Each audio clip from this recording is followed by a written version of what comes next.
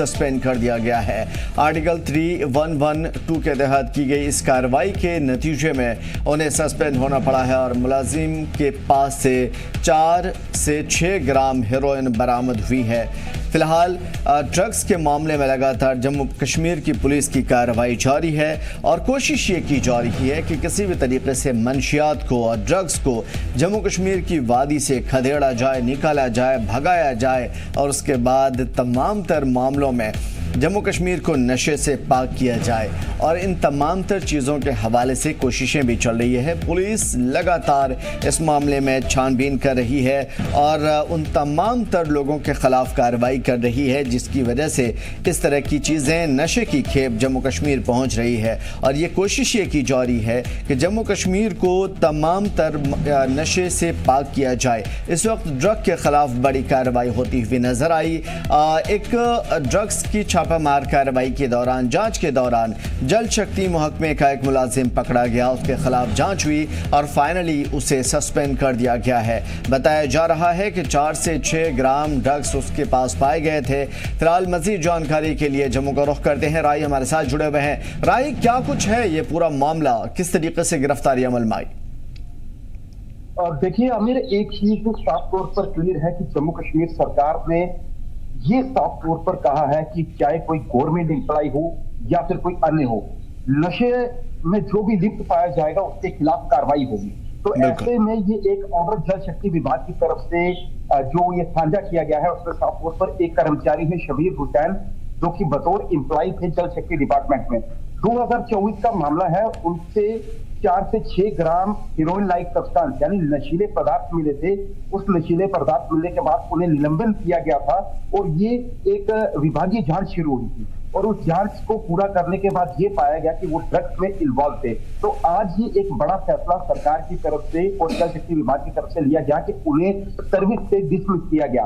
तो ये साफ तौर पर दर्शाता है, हालांकि ये मामला पुंछ का है और साफ तौर पर यह दर्शाता है कि जो कोई भी नशे में लिप्त पाया जाएगा, किसी तरीके की इन्वॉल्वमेंट होगी, जीरो टॉलरेंस जो सरकार का खासतौर पर नशे के खिलाफ जो मुहिम चल रही है, तो उसका एक ये सबसे बड़ा एक्शन जो है वो सरकार ने लिया है और ये संदेश दिया है, क्योंकि इस ऑर्डर में ये भी स्पष्ट किया गया है कि जो इस तरीके का जो लिप्त पाएगा नशे के बीच में, और ऐसे में जो विभाग है, विभाग की इमेज पर काफी जो है वो क्षति पहुंची है। तो ऐसे में इस शख्स को जो है डिसमिस फ्रॉम सर्विस किया गया है और पूरे जम्मू कश्मीर में साफ तौर पर ये संदेश दिया गया है कि सरकार नशे में लिप्त या फिर देश विरोधी जो भी जिस तरीके की इन्वॉल्वमेंट अगर किसी में भी होगी, चाहे वो सरकारी कर्मचारी होगा या फिर कोई अन्य होगा, उसके खिलाफ इस तरीके की कार्रवाई जो है वो की जाएगी और भविष्य में भी इस तरीके की कार्रवाइयां की जाएगी। आमिर, इससे पहले ये कोई पहला मामला नहीं है। अगर पीछे ट्रैक रिकॉर्ड देखा जाए तो जम्मू कश्मीर के अंदर कई ऐसे मामले सामने आए हैं कि जिसमें सरकारी मुलाजिम जो थे वो या तो देश विरोधी एक्टिविटीज में पाए गए या फिर टेररिज्म में पाए गए या फिर नारकोटिक्स में जो है इन्वॉल्वमेंट रही, तो उन्हें भी डिसमिस फ्रॉम सर्विस किया गया है। तो आज इस शख्स को, शबीर हुसैन को भी डिसमिस फ्रॉम सर्विस किया गया, जो कि नशे में लिप्त पाए गए थे, नशा तस्करी जो है वो कर रहे थे, क्योंकि उनसे लगभग 4 से 6 ग्राम की मात्रा में हीरोइन लाइक सब्सटेंस यानी नशीले पदार्थ मिले थे। और ये नशीले पदार्थ जो साफ तौर पर देखा गया कि हमारा जो पड़ोसी मुल्क है वहां से ये भेजे जाते हैं और ये कहा जाता है कि ये जो हमारा जम्मू कश्मीर का युवा है उसके तबाह करने का प्रयास किया जाए। लेकिन जो हमारी सुरक्षा एजेंसियां हैं, हमारी जम्मू कश्मीर पुलिस है या फिर जो दायरे इसको कंट्रोल करते हैं, उन्होंने इस शख्स को रंगे हाथों जो है गिरफ्तार किया गया था और आज एक ये बड़ी कार्रवाई जो है वो की गई है। जी हाँ राय, आपसे ये समझने की कोशिश करें किस तरह से, जिस तरीके से आपने बताया कि गिरफ्तारी अमल में आई और लगातार कोशिश भी चल रही है, कौन कौन से रास्ते हैं जहां पे ड्रग्स के खिलाफ कार्रवाई चल रही है, किस किस तरीके से ड्रग पे काबू पाने की कोशिश चल रही है, खासतौर पे अगर ओवरऑल जम्मू की बात की जाए तो क्योंकि लगातार जम्मू कश्मीर में ड्रग्स के मामले बड़े हैं घटने के बजाय, लेकिन उसके बावजूद भी लगातार कोशिश की जा रही है कि ड्रग्स से जम्मू कश्मीर को पाक किया जाए। देखिए आमिर, अगर पीछे ट्रैक रिकॉर्ड देखा जाए तो जम्मू कश्मीर के अंदर एलओसी से लेकर अंतरराष्ट्रीय सीमा तक हालांकि पाकिस्तान की तरफ से प्रयास किए, उनके प्रयास सफल नहीं होते।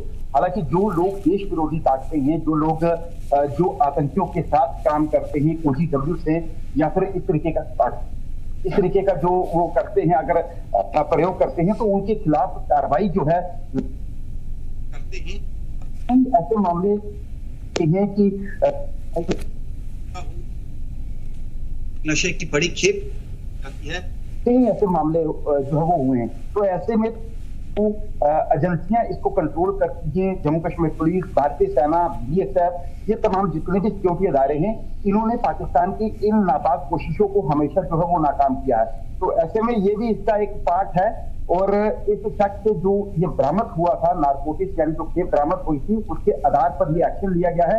और जम्मू कश्मीर पुलिस लगातार नशे के खिलाफ काम कर रही है। और ऐसे में जो भी नशे में लिप्त पाया जाता है या फिर नशे को प्रमोट करता है, तो उसके खिलाफ इसी तरीके की कार्रवाई की जा रही है। जी आमिर, बिल्कुल बड़ी बात है और इस तरह की तमाम तरह कार्रवाइयों की सराहना भी होनी चाहिए, क्योंकि जम्मू कश्मीर से ड्रग्स फ्री जम्मू कश्मीर बनाना काफ़ी ज़्यादा ज़रूरी है और इन लोगों का एक बड़ा किरदार भी है। शुक्रिया तमाम तरह मालूमात के लिए राही। उधर 4 दिनों के बाद आज एक बार फिर से जम्मू कटरा क्षेत्र में राफ्टिंग एक्टिविटीज दोबारा शुरू कर दी गई है। जी हाँ, दरअसल ये रोक NHPC के जरिए वाटर लेवल में इजाफे की वजह से लगाई गई थी। हालांकि अब वाटर लेवल ठीक होने की वजह से दोबारा राफ्टिंग शुरू कर दी गई है। माता वैष्णो देवी के दर्शन करने के बाद देश विदेश सयाह इस राफ्टिंग का मजा लेते हैं।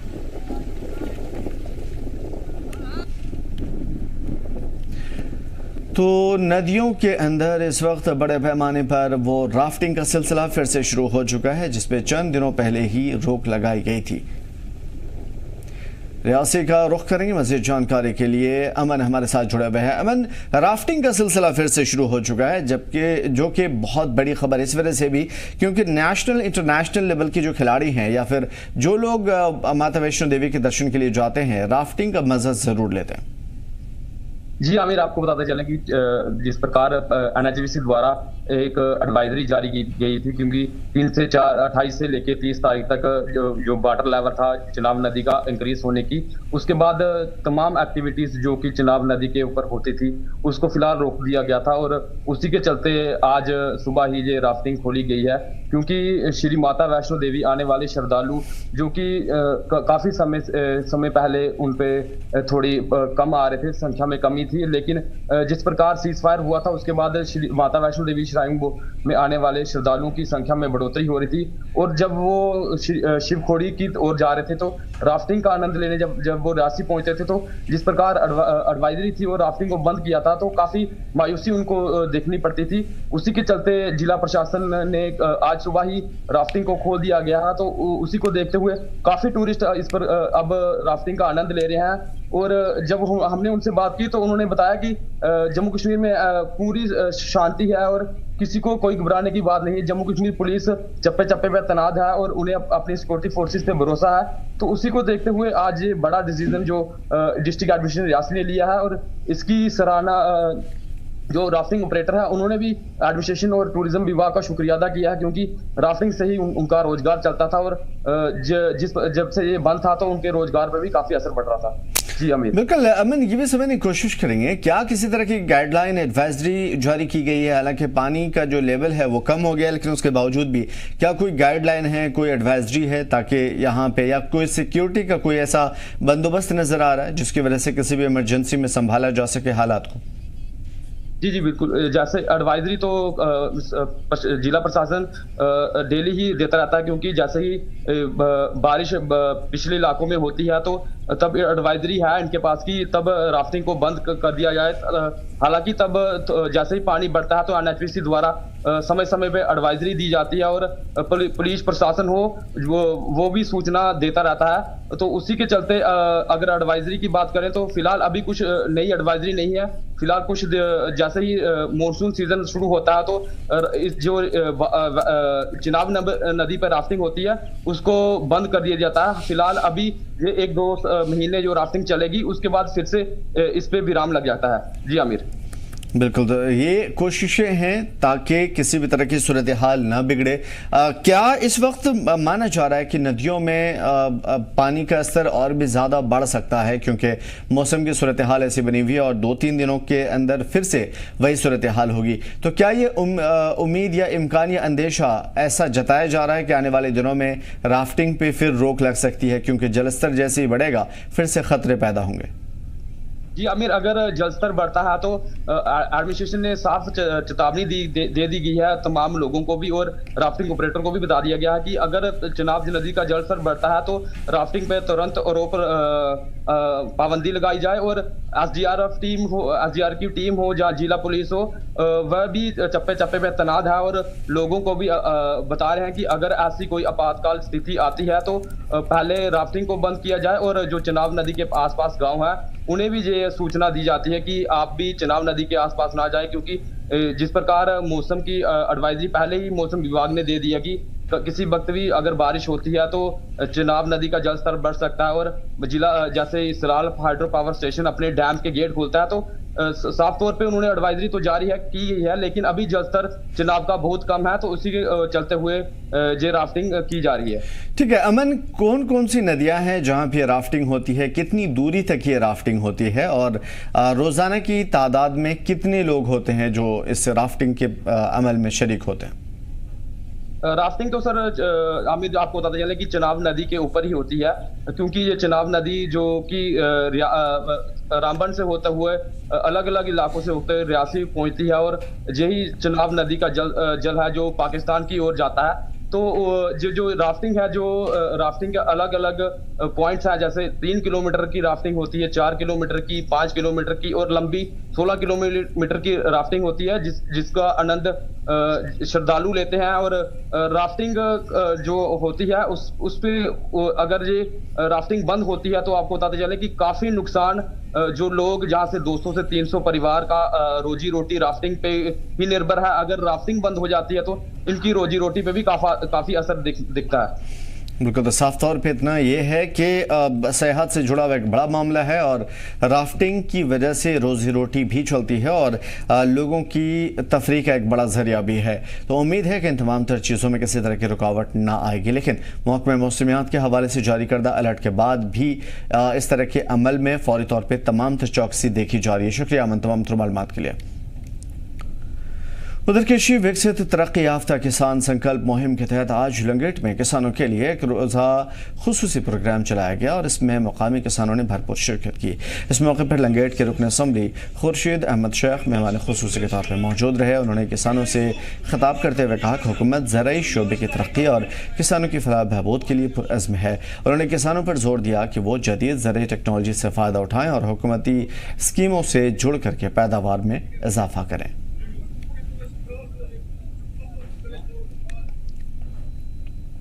उधर भद्रवाह की वादियों में आज अहम एक महक उठा हुआ लेवेंडर का खुशबूदार जश्न नजर आया। लेवेंडर फेस्टिवल 2025 का शानदार आगाज हो चुका है, जहां इको टूरिज्म, मुकामी सकाफत, दस्तकारी और खुशबूदार क्रांति की एक साथ झलक नजर आ रही है। 2 रोज़ा फेस्टिवल का मकसद है लेवेंडर की खेती को बढ़ावा देना, मुकामी किसानों और स्टार्टअप्स की हौसला अफजाई करना, भद्रवाह को एक अहम एग्रो टूरिज्म डेस्टिनेशन के तौर पर उभारना।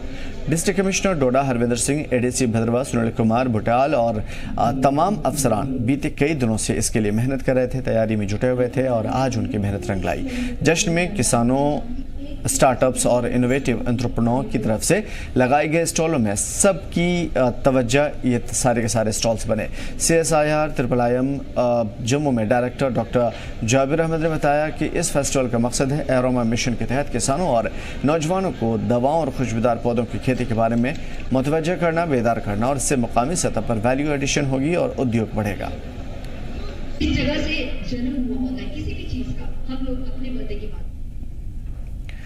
पुंछ जिले के मेंढर तहसील में आड़ी इलाके में सड़कों की बदहाली को लेकर के लोगों में एक बार फिर से नाराजगी देखने को मिली है।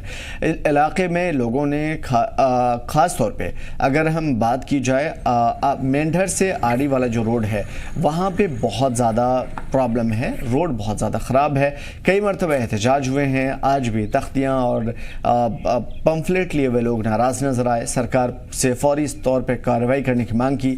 मुकामी लोगों का कहना है कि सड़क कई साल साल से टूटी हुई है। जगह जगह गड्ढे हैं, दरारें हैं, लेकिन इसके बावजूद भी कोई ध्यान नहीं दिया जाता। लोगों की मुश्किलें बहुत ज़्यादा बढ़ गई हैं, आने जाने में बहुत दुश्वारियाँ होती हैं, एम्बुलेंस का गुजरना यहाँ से मुश्किल होता है, ख़ासतौर पर बच्चे यहाँ से गुजर नहीं पाते। जो बच्चे स्कूल जाते हैं बसों में या फिर जो बच्चे पैदल जाते हैं उनके लिए भी राहत की कोई गुंजाइश नहीं होती और ऐसे में उनके लिए और भी ज़्यादा ख़तरा पैदा होता है। इस वजह से फौरी तौर पे इस जानिब तवज्जो दी जाए और इन तमाम तर चीज़ों को फौरी तौर पे दुरुस्त की जाए। ख़ास तौर पे आदि और मेंढर वाली जो रोड है उसे दुरुस्त की जाए। हम यहाँ के बाशिंदा हैं तो हमारी ये हालत, ये रोड की हालत देखो, 50 साल की ये रोड बनी हुई है, लेकिन आज दिन तक किसी ने इसके पास कोई ध्यान नहीं दिया।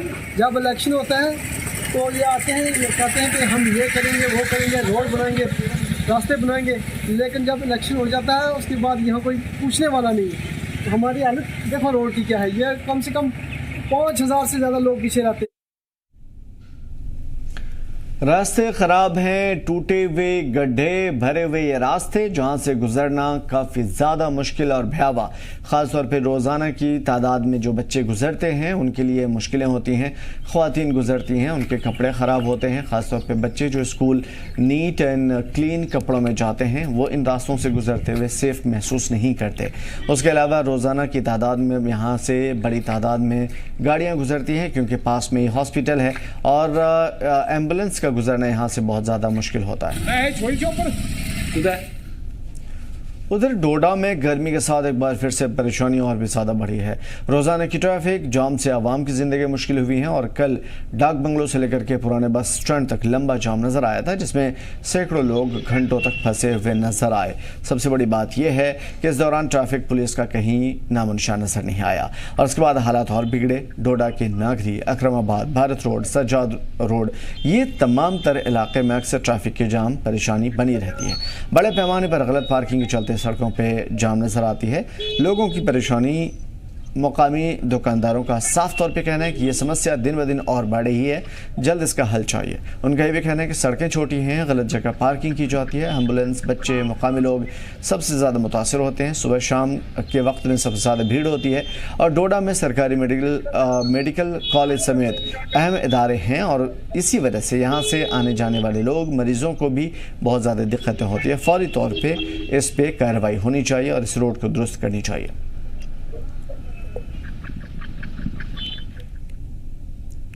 उधर यूथ एम्पावरमेंट और फिजिकल फिटनेस के मकसद से एक सराहनीय कदम उठाते हुए सीआरपीएफ की 178 की बटालियन की तरफ से प्रोग्राम का एहतमाम किया गया और यह प्रोग्राम शोपियां ज़िले के इमाम साहब में मुनक़िद किया गया था, जहां पे स्किवे मार्शल आर्ट्स के खिलाड़ियों को उनके अच्छे मुजाहरे के लिए अवार्ड से नवाजा गया। प्रोग्राम में सीआरपीएफ, जम्मू और कश्मीर पुलिस के सीनियर ऑफिसर से दीगर मुकामी लोग मौजूद रहे जिन्होंने युवा एथलीट की सराहना की और क्षेत्र में खेल को बढ़ावा देने के लिए अपनी हिमायत की लोगों को यकीन दिलाया।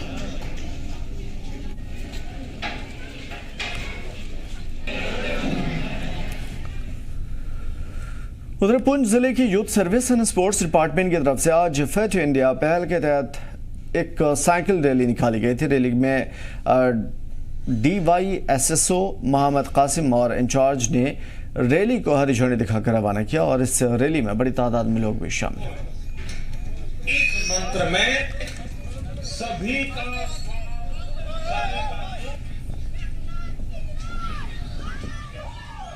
तो फिटनेस पहल के तहत ये साइकिल रैली हुई थी जिसमें इंतज़ामी अफसरान भी शामिल रहे, इंतज़ामिया के लोग शामिल रहे और ये ख़ास तौर पे नौजवानों को इसमें शामिल किया गया था। नौजवानों ने बढ़ चढ़ करके इसमें हिस्सा लिया था। स्कूल के बच्चे इसमें बड़ी तादाद में शरीक हुए। सिर्फ एक पैगाम आम करना था कि साइकिल और फिटनेस का कितना ज़रूरी ध्यान रखना है और इसके ज़रिए किस हद तक हम अपने माहौलियात को साफ़ सुथरा रख सकते हैं, ख़ुद को मजबूत रख सकते हैं, फिट रख सकते हैं। और उधमपुर से भी माता खेर भवानी के लिए यात्रा रवाना की गई जिसकी तहसीलदार जय सिंह के जरिए हरी झंडी दिखाकर रवाना किया गया। सख्त सिक्योरिटी के बीच में यात्रा रवाना हुई थी। भक्तों में काफ़ी जोश और खरोश देखने को मिला। भक्तों का कहना था कि माता रानी, उन्हें यकीन है कि सरकार पर भरोसा भी है कि ये दर्शन ज़रूर बेहतर होगा और वो बेहतरीन तरीके से लौटेंगे माता का आशीर्वाद लेकर। फ़िलहाल सभी के सभी लोग इसमें जोश और खरोश के साथ शामिल हुए। ये यात्रा हर साल की तरह यहाँ से उधमपुर से रवाना की जा रही है। खीर भवानी यात्रा के नाम से जो मशहूर है, हमारे कश्मीरी पंडित जहाँ से जा रहे हैं, जो कि बड़ी आस्था है खीर भवानी मंदिर के साथ माता जी से। तो काफ़िला जम्मू से भी बहुत बड़ा काफ़िला यात्रा का आ रहा है, उसी यात्रा के साथ यहाँ से रवाना किया जाएगा इनको। हमारी बसेस यहाँ पे लगी हुई है, कुछ लोग बैठ गए हैं, कुछ आ रहे हैं। तो जो ही वो काफ़िला जम्मू से भी यहाँ तक पहुँचता है तो उसके साथ इनको रवाना किया जाएगा। बाकायदा सिक्योरिटी के इंतज़ाम रहते हैं और आगे पहुँच के भी खाना पीना बैठने का सारा इंतज़ाम जो है वो फ्री होता है। गवर्नमेंट की गाड़ी है और हम खीर भवानी जा रहे हैं। तो खीर भवानी यात्रा करने के लिए जा रहे हैं, जो उधमपुर से बात जा रही है उसमें जा रहे हैं। तो खीर भवानी जो है वो हमारा बड़ा तीर्थ होता है, साल का एक बार आता है। अष्टमी आती है, उस दिन अष्टमी आती है। वहाँ पर जो चश्मा है हमारा वो रंग चेंज करता है। वो आज तो अब इसका नीला पानी है, पहले वो थोड़ा सा वो लाल लाल था, अब वो ठीक हो गया, अब वो नीला पानी है उसमें। हर साल जाती है खीर भवानी माता, हम जाते हैं, हर साल जाते हैं। तो हर साल नहीं जाते हैं, बीच बीच में ऐसे जाते रहते हैं। बट थोड़ा इस बार थोड़ा पैनिक है, पर फिर भी हमें अपनी गवर्नमेंट पर पूरा भरोसा है और माता रानी पर भी पूरा भरोसा है कि गवर्नमेंट ने पूरे अच्छे प्रबंध किए हुए हैं। और माता रानी के और यही प्रे करेंगे हम सब सुखी रहें, संसार भी ये सब ठीक रहे, जो माहौल बना हुआ है ये सब शांत रहे। तो हिंदुस्तान में जो भी ये पैनिक माहौल इस वक्त बना हुआ है सब ठीक रहे। जय माता। तो मैं एक्चुअली हर साल जाता हूँ, एक आस्था जुड़ी हमारी कश्मीरी पंडितों की आस्था जुड़ी हुई है इससे खीर भवानी से। तो माता के दर्शन के लिए मैं ऑलमोस्ट जाता हूँ। 2 साल से मैं लगातार जा रहा हूँ। तो इस साल भी एक श्रद्धा भावना से जा रहे हैं। तो इस साल क्या मन में क्या चल रहा है, क्योंकि अभी रिसेंटली नहीं कोई डर नहीं है, कोई डर नहीं है। माँ पर पूरा विश्वास है, माता पर पूरा विश्वास है कि हम ठीक तरह से पहुंचेंगे। और